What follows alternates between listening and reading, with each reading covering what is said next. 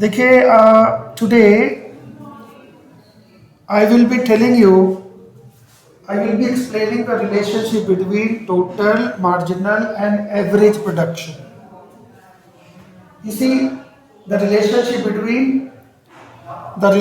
between total, marginal and average production is based on law of variable proportion. कौन से law पर based है ये रिलेशनशिप? ब्लैक बोर्ड पे लिखा है, देखो मैंने, द रिलेशनशिप बिटवीन हाँ, the relationship between total, marginal and average production TP MP AP is based on law of variable proportion or three stages of returns to a factor. The relationship between TP, MP and AP is based on law of variable proportion or three stages of returns to a factor. कौन कौन सी तीन stages होती हैं returns to a factor की?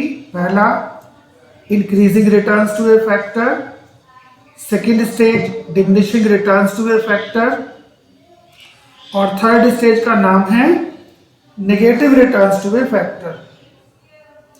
तो ये जो तीन स्टेजेस होती हैं रिटर्न्स टू ए फैक्टर की, इन्हीं तीन स्टेजेस पर ही ये रिलेशनशिप बेस्ड है।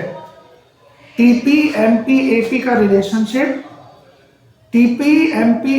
रिलेशनशिप, इन्हीं तीन स्टेजेस पर बेस्ड है। ओके, तो चलिए एक टेबल बनाएंगे। आप लिखना शुरू करो, यहां से शुरू करो लिखना। The relationship between TP MP AP is based on law of variable proportion. कौन से लॉ पर बेस्ड है ये? द रिलेशनशिप, लिखना शुरू करो। द रिलेशनशिप बिटवीन, जी लिखिए, the relationship between TP MP AP is based on law of variable proportion और three stages of returns to a factor. लिख लिया? और three stages of returns to a factor. चलिए, following table shows the relationship. Following table shows the relationship between these three concepts. ठीक है, तो आपको ये कॉलम बनाने हैं बेटा। पहला कॉलम कौन सा बनेगा? पहला कॉलम बनाओ लैंड, जिसे हम फिक्स फैक्टर मानेंगे। दूसरा कॉलम बनाओ कैपिटल, ये भी फिक्स फैक्टर मान लीजिए आप। थर्ड कॉलम बनाइए लेबर, जिसे हम वेरिएबल फैक्टर कह रहे हैं। तीन कॉलम तो ये बन गए, लैंड, कैपिटल, लेबर। मान लो प्रोड्यूसर ने तीन फैक्टर लगाए, लैंड फिक्स फैक्टर है, कैपिटल फिक्स फैक्टर मान लीजिए आप, और लेबर वेरिएबल मान के चल रहे हैं हम। ठीक है, यहां लिखिए अगले कॉलम में total production, marginal production and average production. ये तीन कॉलम, तो टोटल 6 कॉलम बना लो आप। इस टेबल से हम समझेंगे relationship total production marginal production में, और मार्जिनल प्रोडक्शन और एवरेज प्रोडक्शन में क्या रिलेशनशिप है वो इसी टेबल से समझेंगे। और ये table law of variable proportion पर बेस्ड है।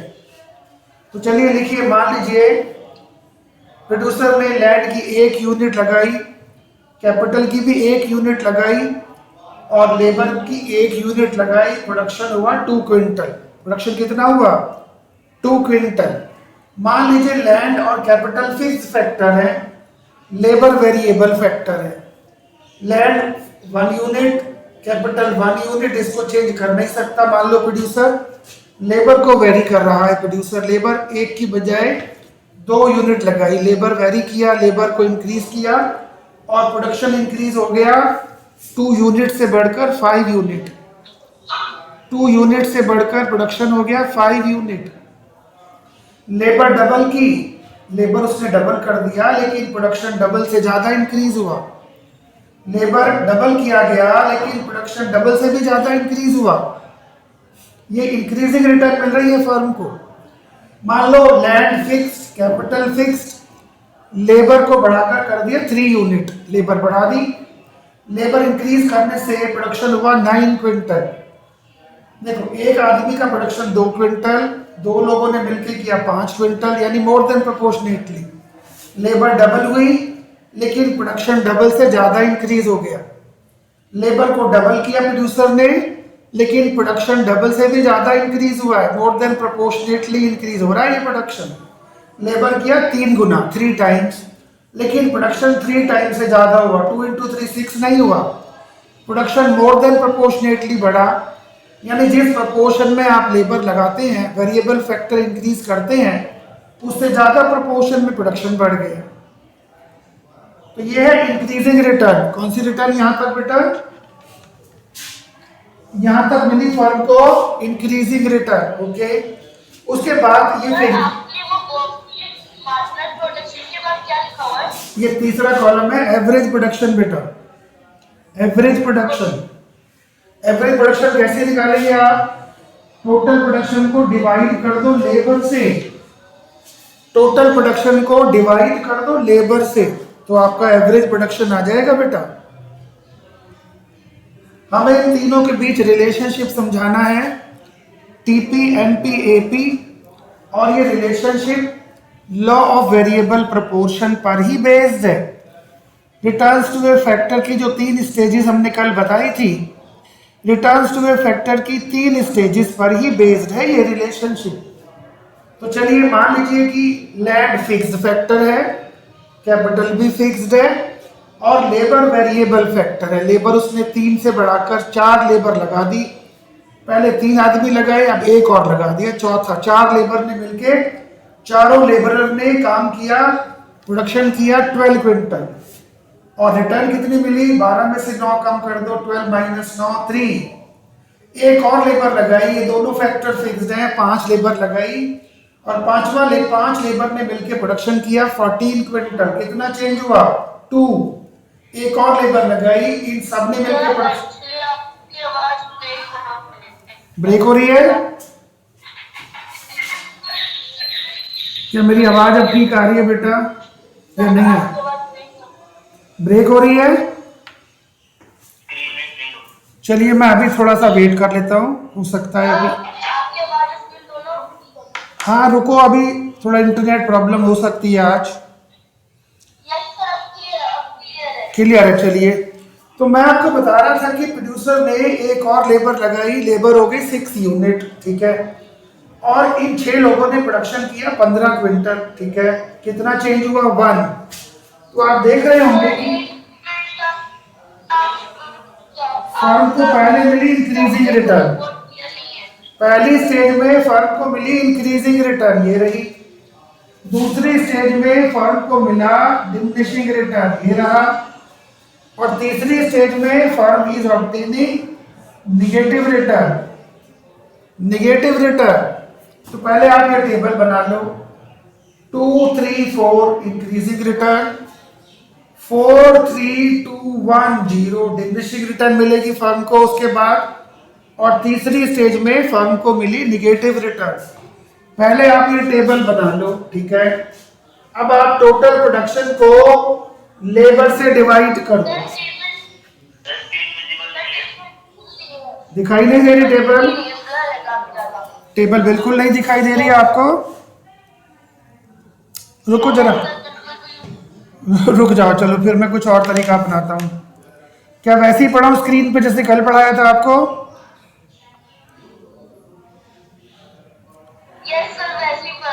चलिए, मुझे लगा कि शायद ये ज्यादा कंफर्टेबल मेथड होगा, ब्लैक बोर्ड वाला।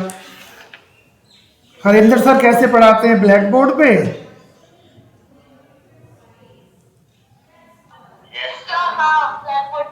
तो फिर उनकी आ रही है स्क्रीन, दिखाई दे रहा है? तो चलिए पहले टेबल बना लो। ये रही 2 3 4 MP increasing return, 3 2 1 0 diminishing return, return कम होती जा रही है, और -1 -2 ये है आपकी निगेटिव रिटर्न, ठीक है। तो चलिए अब आपको टोटल प्रोडक्शन को लेबर से डिवाइड कर देना है। Total production divide by labour, total production को लेबर से डिवाइड करो, तो एवरेज प्रोडक्शन आ जाएगा आपके पास। 2 को 1 से डिवाइड किया 2, 5 को 2 से डिवाइड किया 2.5, 9 को 3 से डिवाइड करो 3, 12 को 4 से डिवाइड करो 3 एंड सो ऑन। ठीक है, तो ये आपका एवरेज प्रोडक्शन आ जाएगा बेटा। ये टेबल पहले बना लो, फिर मैं आपको रिलेशनशिप समझाता हूं। पहले टीपी एमपी में रिलेशनशिप बताऊंगा और फिर एपी और एमपी के बीच रिलेशनशिप समझेंगे। ओके बेटा, पहले टोटल प्रोडक्शन और मार्जिनल प्रोडक्शन में क्या रिलेशन है पहले ये जानेंगे हम, और फिर एवरेज प्रोडक्शन मार्जिनल प्रोडक्शन में क्या रिलेशन है ये पता लगाएंगे। लेकिन उसके लिए पहले टेबल होना जरूरी है आपके पास, और ये टेबल जो हमने बनाई है ये लॉ ऑफ वेरिएबल प्रोपोर्शन पर बेस्ड है। This table is showing 3 stages of returns to a factor. पहली स्टेज में फर्म को इंक्रीजिंग रिटर्न मिलती है, एमपी लगातार बढ़ता दिखाई देता है। दूसरी स्टेज में रिटर्न कम हो जाती है लगातार, रिटर्न या marginal production tends to decline continuously, है ना, marginal production starts declining continuously. और तीसरी स्टेज में ये जो रिटर्न है यानी कि जो मार्जिनल प्रोडक्शन है इट बिकम्स नेगेटिव। पहले आप ये पूरी टेबल ड्रॉ कर लो, फिर मैं आपको आगे पढ़ाऊंगा। टेबल बन गई वंशिका? प्रतीक? बना ली टेबल, बहुत बढ़िया। ये कोई नई टेबल नहीं है, वही टेबल जो मैं 2-3 बार बनवा चुका हूँ आपको पहले भी। लॉ ऑफ वेरिएबल प्रोपोर्शन समझाते समय टेबल बनाई थी, ये वही टेबल है। चलिए तो अब आ जाइए सर यहाँ पर, आइए समझते हैं रिलेशनशिप बिटवीन टीपी। रिलेशनशिप पढ़ने जा रहे हैं हम पहले टीपी और एमपी के बीच में। देखिए पहला relation, when total production increases at the increasing rate, क्या कहा देखो हमने, when total production increases at the increasing rate MP tends to rise। कैसा होता है, क्या कैसा होता है? when total production increases at the increasing rate, when total production increases more than proportionately, total production increases more than proportionately, marginal production start rising। लिखा है ना, MP tends to rise and reaches at the highest point। ये रहा highest point। तो ये point number 1 note करिए जल्दी से। पहला पॉइंट क्या नोट करेंगे आप बेटा? पहला पॉइंट क्या नोट करेंगे आप? when total production increases at the increasing rate या मोर देन प्रोपोर्शनेटली। लिखा आपने पहला point, when total production increases at the increasing rate और more than proportionately, marginal production tends to rise. Marginal production tends to rise and reaches at its highest point. ये रहा देखो situation. मैं इस situation की बात कर रहा हूं बच्चों, इस वाले पॉइंट की बात कर रहा हूं मैं। जब total production more than proportionately increase होता है, total production increases more than proportionately या इंक्रीजिंग रेट पे इंक्रीज होता है, in that situation marginal production tends to increase continuously and reaches at it highest point. पहला पॉइंट, ये पहला relation है। ओके, दूसरा रिलेशनशिप पढ़ते हैं जरा। हरिका ये पढ़ दो जहां मेरी फिंगर है। सेकंड पॉइंट पे क्या लिखा है हमने? हरिका, सेकंड रिलेशनशिप क्या है बेटा? पढ़िए। एक मिनट, जी जी पढ़िए बेटा। हाँ बोलो। when TP increases at the diminishing rate, MP starts declining, but it remains positive। it remains positive यानी कि जब टोटल प्रोडक्शन डिमिनिशिंग रेट पे बढ़ता है ना, ये रहा, यहां तक तो बड़ा इंक्रीजिंग रेट पर। इधर एक आदमी लगाया, प्रोडक्शन हुआ 2 क्विंटल, 2 लगाए, प्रोडक्शन लेबर आपने डबल की, लेकिन प्रोडक्शन डबल से ज्यादा इंक्रीज हुआ है, मोर देन प्रोपोर्शनेटली इंक्रीज हुआ है प्रोडक्शन। लेबर डबल की लेकिन प्रोडक्शन डबल से ज्यादा इंक्रीज हुआ। लेबर आपने 3 गुना कर दिया 3 टाइम्स, लेबर आपने 3 गुना कर दिया 3 टाइम, लेकिन प्रोडक्शन 3 टाइम से ज्यादा इंक्रीज हुआ। पहली स्टेज में production increases at the increasing rate और एमपी स्टार्ट्स राइजिंग, ठीक है। लेकिन जब टीपी यहां से इधर से when total production increases at diminishing rate, ये रहा ना, रिटर्न कम होती जा रही है। When total production increases at diminishing rate MP starts declining but it remain positive. देखो दूसरा पॉइंट ध्यान से पढ़ो। व्हेन टोटल प्रोडक्शन, ये रही दूसरी स्टेज बेटा, एक इस स्टेज की बात कर रहा हूं ना, यहां से यहां तक। When total production increases at diminishing rate, marginal production starts declining, but it remains positive. Okay, दूसरा रेशियो समझ में आया है नहीं आया, जल्दी बता दो बेटा हमें आप। ये दूसरा पॉइंट लिख लिया आपने, ये भी पॉइंट समझ में आ रहा है टेबल में आपको, मैंने टेबल में दिखाई है बात आपको, कि जब टोटल प्रोडक्शन डिमिनिशिंग रेट से इंक्रीज होता है तो मार्जिनल प्रोडक्शन स्टार्ट्स डिक्लाइनिंग। देखो ना, MP marginal production starts declining but it remain positive. Okay, चलिए थर्ड पॉइंट लिखना है, तीसरा पॉइंट लिखेंगे सब बच्चे। क्या ये तीसरा पॉइंट दिखाई दे रहा है मेरे बच्चों, ये वाला पॉइंट? Yes sir. जरा हम चाहते हैं अंकुर आप रीड करके बताओ ये तीसरा पॉइंट क्या लिखा है हमने। When TP starts declining from its highest point, MP becomes negative। Very good, लिख लो ये पॉइंट नोट डाउन करो, फिर मैं समझाता हूं। When total production starts declining, देखो यहां से 15 के बाद घटना शुरू हो गया, ये 15 तक 15 तक तो इंक्रीज हुआ, उसके बाद टोटल प्रोडक्शन कम होना शुरू हो गया। तो when total production starts declining लिखेंगे, when total production starts declining from the highest point, MP becomes negative। ये रहा देखो, MP -1 -2। तो चलिए पॉइंट नंबर 3 जल्दी से नोट डाउन करिए। पॉइंट नंबर 3 ये रहा, टोटल प्रोडक्शन डिक्लाइन होता जा रहा है। टोटल प्रोडक्शन डिक्लाइन हुआ, जब टोटल प्रोडक्शन डिक्लाइन होता है टॉप से, हाईएस्ट पॉइंट से, तो एमपी नेगेटिव हो जाता है उस अवस्था में। ये वाला पॉइंट लिख दो यहां पर, ये भी एक रिलेशनशिप है टीपी एमपी के बीच में। लिखोगे व्हेन टीपी स्टार्ट्स डिक्लाइनिंग, लिखिए सब बच्चे, नोट डाउन करो बेटा, बहुत इंपॉर्टेंट क्वेश्चन है ये, लिखिए ना। When TP starts declining from the highest point MP becomes negative. ये तीसरी स्टेज में होता है ऐसा जो है। अच्छा चलिए आखिरी पॉइंट लिखेंगे, लास्ट पॉइंट। हरिका जरा पढ़ दीजिए लास्ट पॉइंट क्या लिखा है आपके बोर्ड के ऊपर। देखो मेरी फिंगर कहां पर है, इस पॉइंट को पढ़िए, चौथे पॉइंट को, ये चौथा रिलेशनशिप भी है। हरिका मेरी आवाज, वेरी गुड। जब एमपी 0 होता है, देखो ये रहा 0, ये रहा, जब एमपी 0 होता है तो टोटल प्रोडक्शन अपने हाईएस्ट पॉइंट पे होता है। क्या है ऐसा टेबल में? देखो मैंने सर्कल किए हैं। जब मार्जिनल प्रोडक्शन 0 होता है ना बेटा, वहां total production reaches eight its highest point. ये दिखाई दे रहा है आपको? Yes sir. तो चलिए चौथा पॉइंट भी लिख दो। ये 4 पॉइंट हमने लिखने हैं, हमें ये 4 पॉइंट लिखने हैं रिलेशनशिप बिटवीन टीपी एमपी समझाने के लिए, ठीक है।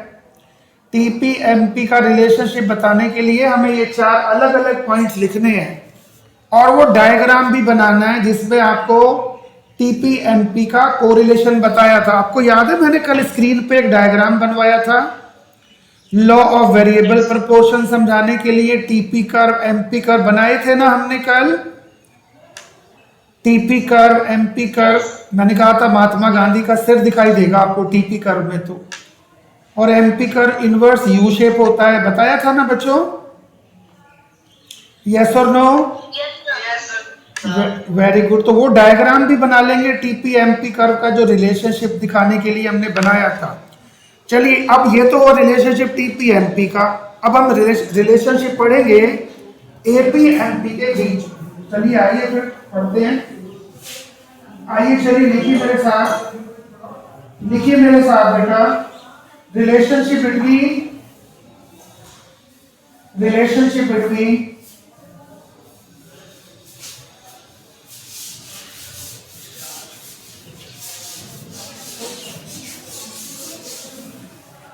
चलिए लिखना शुरू करो बेटा। आप लिखिए relationship between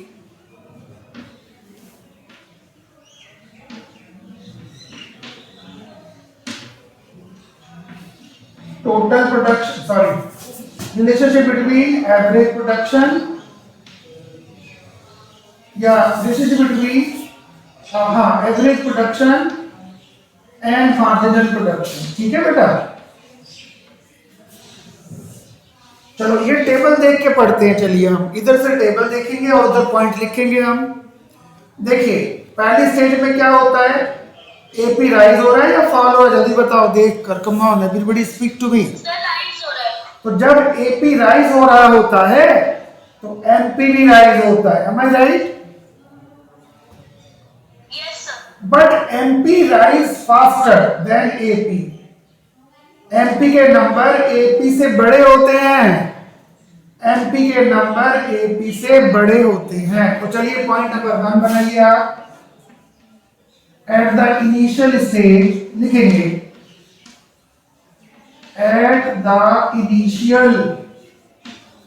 at the primary stage या initial stage, at the initial stage when AP is rising, क्या कहा हमने, जल्दी बताओ। when average production is rising, MP also start rising, right? हाँ, MP also rises, ठीक है। But in this situation,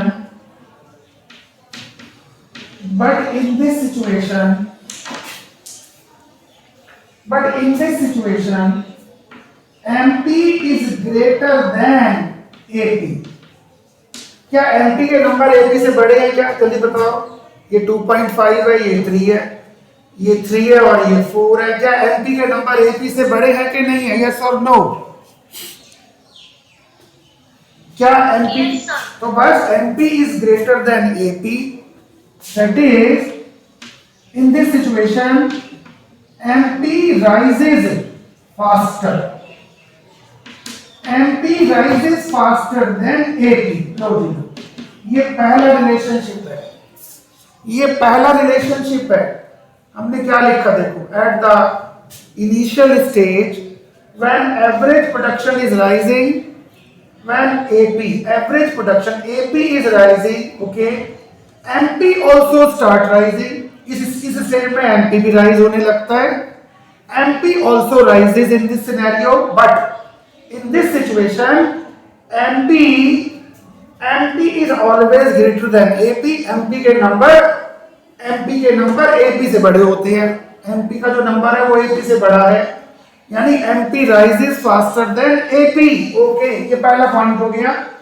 second point लिखते हैं। चलिए दूसरा पॉइंट नंबर 2 लिखेंगे।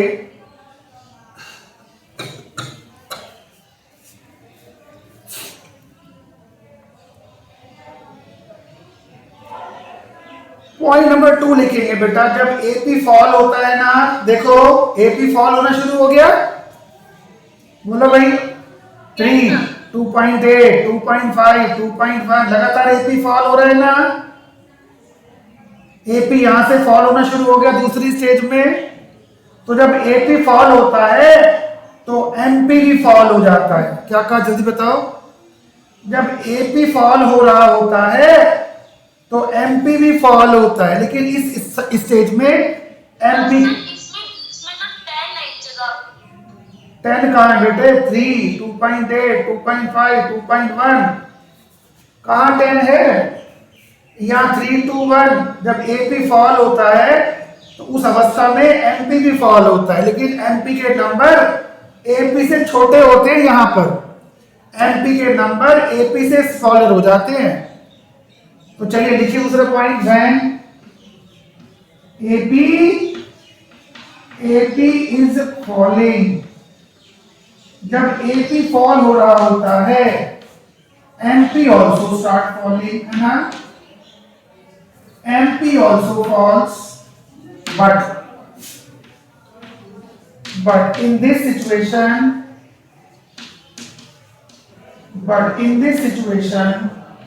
एमपी के नंबर एपी से छोटे होते हैं। MP becomes smaller than AP, that is MP falls faster than AP। लीजिए sir, MP falls faster than AP। इस सिचुएशन में MP AP से फास्टर फॉल होता है। ये देखो ना टेबल, जब AP फॉल हुआ, AP फॉल होना शुरू हुआ तो MP भी फॉल होना शुरू हो गया।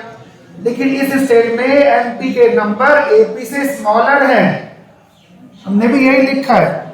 When AP is falling, MP also falls, but in this situation MP becomes smaller। MP के नंबर AP से छोटे होते हैं। MP becomes smaller than AP, that is MP falls faster than AP। Okay, ये 2 पॉइंट लिख लिए क्या आपने?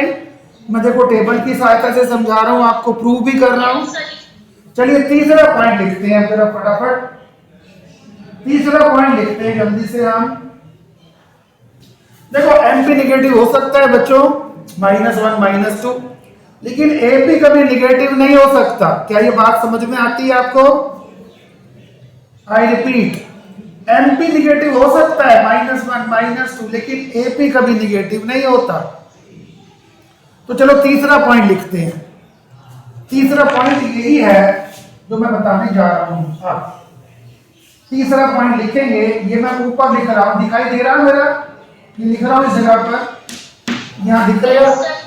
तो लिखिए एपी ना, लिखिए MP can be 0 and also negative। MP 0 भी हो सकता है, नेगेटिव भी हो सकता है, but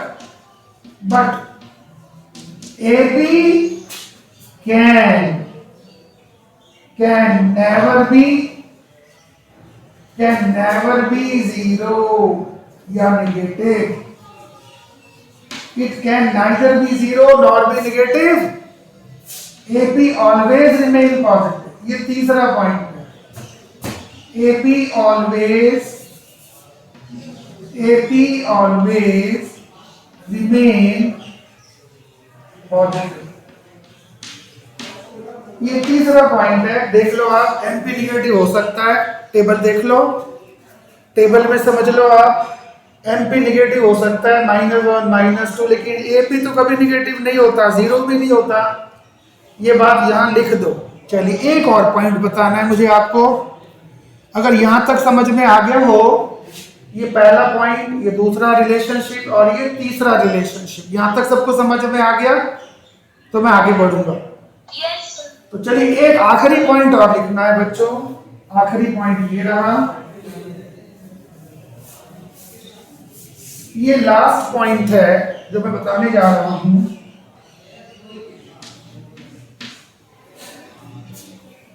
जरा देखिए किस पॉइंट पे ये दोनों बराबर हैं। यहां भी 3, यहां भी 3। क्या ये एमपी एपी बराबर होते हैं क्या? एक पॉइंट ऐसा भी आता है जब एमपी एपी बराबर होते हैं ना। एमपी एपी यहां भी 3 और यहां भी 3। तो एक पॉइंट ऐसा आता है जहां एमपी एपी बराबर होते हैं ना। बोलो ना हाँ या ना। यहां भी AP3 MP3 दोनों बराबर है AP MP। तो जिस पॉइंट पर MP AP बराबर होते हैं वो AP का हाईएस्ट पॉइंट होता है। ध्यान दीजिए, द पॉइंट लिखेंगे, the point at which AP equals to MP। हाँ जी, देखो ना यहाँ भी 3, यहाँ भी 3 मेरे बच्चों। तो जिस पॉइंट पे एपी एमपी बराबर होते हैं, that is the highest point of AP. देखिए, at that point AP is at its highest level, AP at its highest level। लीजिए,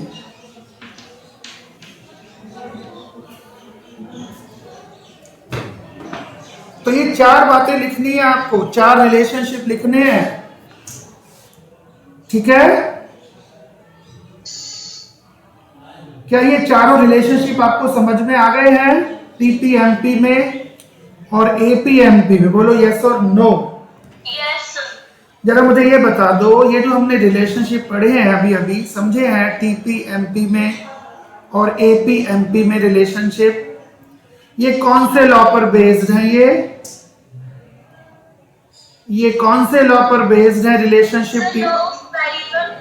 वेरी गुड। ये जो रिलेशनशिप हमने अभी अभी पढ़े हैं टीपीएमपी में, एपी और एमपी के बीच, all the relationship are based on 3 stages of returns to a factor, या कहिए 3 stages of law of variable proportion. पहली stage increasing returns to a factor, दूसरी stage diminishing returns to a factor, और तीसरी stage का नाम है negative returns to a factor. चलिए मैं आपसे अब एक क्वेश्चन पूछना चाहूंगा जो मैंने कल भी बताया था आपको। What are the various assumptions of law of variable proportion? क्या आप मुझे बताएंगे आप एक एक करके?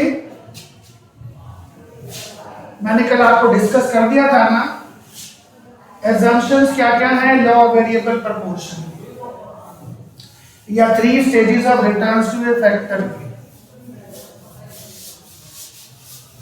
assumptions का मतलब क्या होता है? assumption का मतलब होता है वो सिचुएशंस जो हमें एज्यूम करके चलनी होती हैं, तभी ये लॉ अप्लाई होगा, वरना लॉ अप्लाई ही नहीं होगा।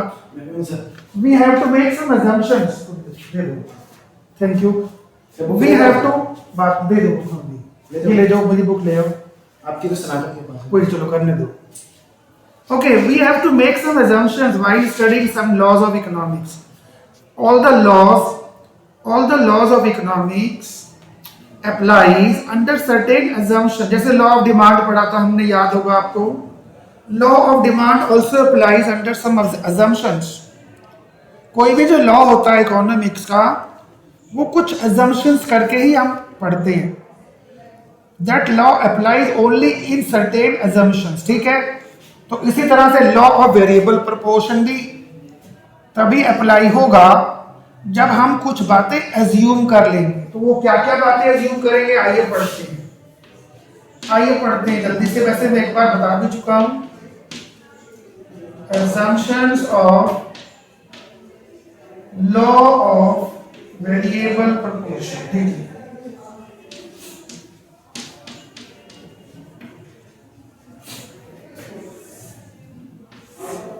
और 3 stages of returns to a factor. हाँ जी, 3 stages of returns to a factor. तो चलिए पहला असम्पशन बताएंगे आप मुझे। पहला असम्पशन क्या है बच्चों? किसी को याद है जो कल बताई थी हमने बातें? आपकी बुक में दिए हुए हैं ये असम्पशन सारे के सारे। तो चलिए पहला assumption, it is assumed that, क्या लिखेंगे आप? It is assumed that producer is producing output in short period of time. कौन से टाइम पीरियड में मान के चलेंगे हम?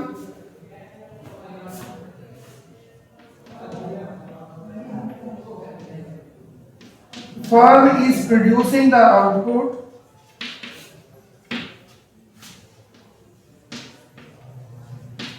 In short period of time. क्या मान के पढ़ेंगे हम इस कॉन्सेप्ट को? कि प्रोडक्शन शॉर्ट पीरियड में किया जा रहा है, लॉन्ग पीरियड में नहीं किया जा रहा है। Okay, number 2, it is also assumed that technology will remain constant. It is also assumed that technology remained unchanged.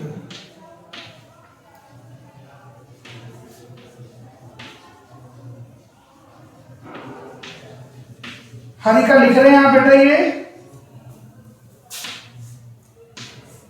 क्या लिखा आपने? ये assumption नंबर 2 जी। पहला assumption क्या करना है हमें इस लॉ को पढ़ते समय, लॉ वेरिएबल प्रोपोर्शन को स्टडी करते समय हम assume करेंगे, we will assume that production जो है वो शॉर्ट पीरियड में किया जा रहा है। प्रोडक्शन शॉर्ट पीरियड के दौरान किया गया और टेक्नोलॉजी कांस्टेंट है। टेक्नोलॉजी का कोई योगदान नहीं है प्रोडक्शन घटाने बढ़ाने में, टेक्नोलॉजी कांस्टेंट है। और output can B change only by changing the variable factor. ठीक है। Number third assumption, third, it is also assumed that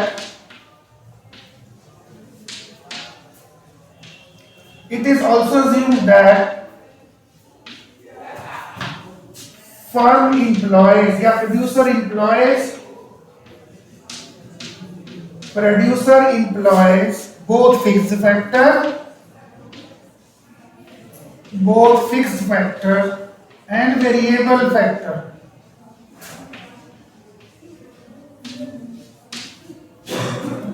हम क्या मान के पढ़ते हैं इस लॉ को कि प्रोड्यूसर फिक्स फैक्टर भी लगाता है और वेरिएबल फैक्टर भी लगाता है। शॉर्ट पीरियड में सारे फैक्टर वेरी नहीं किए जा सकते क्योंकि इतना टाइम ही नहीं होता फर्म के पास कि प्रोड्यूसर या फर्म सारे फैक्टर को वेरी कर सके। तो हम मान लेते हैं इस लॉ को पढ़ते समय कि प्रोड्यूसर सारे फैक्टर वेरी नहीं कर सकता, वो फिक्स फैक्टर भी लगाएगा और वेरिएबल फैक्टर भी लगाता है, दोनों तरह के फैक्टर लगाता है प्रोडक्शन करने के लिए। And output can be changed, production can be changed.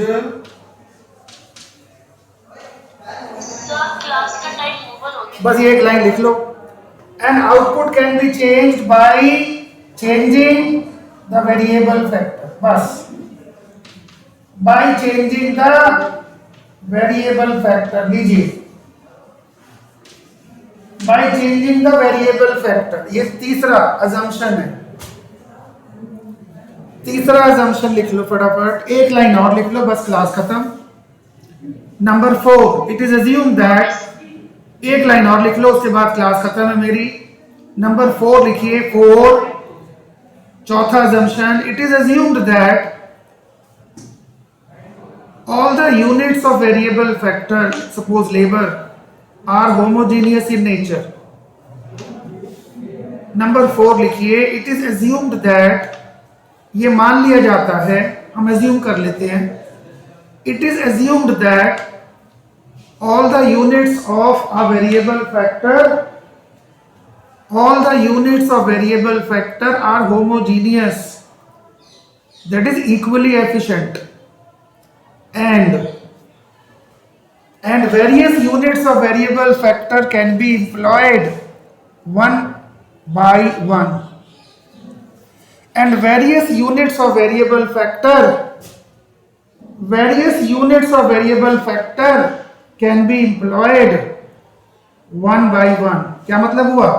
मतलब ये हुआ कि हम मान लेते हैं कि लेबर की या वेरिएबल फैक्टर की सारी यूनिटें इक्वली एफिशिएंट हैं, कोई यूनिट ज्यादा एफिशिएंट नहीं है, कोई यूनिट कम एफिशिएंट नहीं है, सारी यूनिट होमोजीनियस है लेबर की। और लेबर की अलग अलग यूनिट को एक एक करके बढ़ाया जा सकता है, 1 by 1 करके बढ़ा सकते हैं हम लेबर को। 1 2 3 4 5 6 7 8 ऐसे 1 by 1 करके बढ़ा सकते हैं। तो चलिए आज के लिए इतना ही बेटा। आज मैंने आपको इन तीनों के बारे में बिल्कुल कर सकता हूं। लिखिए, it is assumed that all the units of variable factor are homogeneous in nature। क्या लिखा आपने? it is assumed that, लिखिए, it is assumed that all the units of variable factor, that is labor, are homogeneous homogeneous का मतलब होता है similar. All the units of variable factor are that is labour are homogeneous in nature, similar in nature, या कहिए equally efficient है। सारी जो labour है वो इक्वली एफिशिएंट है, कोई ज्यादा एफिशिएंट नहीं है, कोई कम एफिशिएंट नहीं है। लेबर की सारी यूनिटें सेम, बिल्कुल सेम एफिशिएंट हैं। And various units of labour can be employed one by one, बस। And various units of variable factor that is labour, various units of variable factor that is labor can be employed one by one। तो चलिए बस आज के लिए इतना ही बेटा, ये चैप्टर भी पूरा हो गया है ऑलमोस्ट। कल मैं आपको थोड़ा सा इसको समराइज कर दूंगा और फिर इसके क्वेश्चन डिस्कस करेंगे जो चैप्टर के अंत में दिए हुए हैं आपको। चैप्टर के एंड में जो क्वेश्चन गिवन है आपको, वो क्वेश्चन हम कल डिस्कस कर लेंगे एक्सरसाइज में। याद रखिए इस बार जो पेपर होगा वो सब्जेक्टिव होगा, objective type MCQ type paper नहीं होगा। सब्जेक्टिव का मतलब है कि आपको पूरे कॉन्सेप्ट लर्न करने होंगे समझकर। तो आपको कॉन्सेप्ट समझ में आने चाहिए अच्छे तरीके से, लॉजिकल तरीके से, और फिर उसको लर्न भी करना है और फिर एग्जाम्स में लिखने होंगे ये सारे टॉपिक। तो कल मैं इस चैप्टर को समराइज करूंगा, थोड़ा सा समराइज करने के बाद चैप्टर के अंत में जो क्वेश्चन दिए हैं उनको डिस्कस कर लेंगे और अगले चैप्टर की तरफ बढ़ेंगे। ठीक है बच्चों? तो चलिए बस आज के लिए इतना ही, कल फिर आपसे बात होगी। कल तक के लिए गुड बाय। Thank you.